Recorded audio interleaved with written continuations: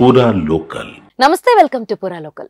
కేరళలో అధికారం సిపిఎం, విపక్ష కాంగ్రెస్ అభ్యంతరాలు వ్యక్తం చేసిన ది కేరళ స్టోరీ సినిమాను దూరదర్శన్ ప్రసారం చేసింది.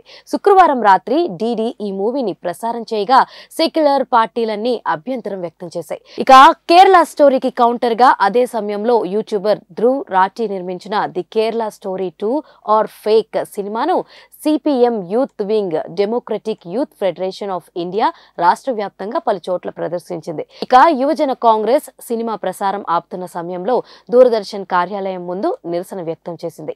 అంతకు ముందు కూడా సినిమా ప్రదర్శన నిర్మాణాన్ని వెనక్కి తీసుకునేలా ఆదేశించాలంటూ సిపిఎం, కాంగ్రెస్ పార్టీలు నాయకులు వేరువేరుగా ఈసీకి విజ్ఞప్తి చేశారు. మత సంబంధం అంశాన్ని తెరపైకి తేవడం ద్వారా ఎన్నికల్లో లబ్ధి పొందేందుకు కేంద్రంలోని బీజేపీ ప్రయత్నిస్తుందని ఆయా పార్టీలు ఆరోపించాయి. ప్రేమ పేరుతో హిందూ అమ్మాయిలను ముస్లిం యువకులు వలలో వేసుకుని ఉగ్రవాదాల్లోకి రిక్రూట్ చేసుకుంటున్న ఘటనల ఆధారంగా ది కేరళ స్టోరీని తెరకెక్కించారు.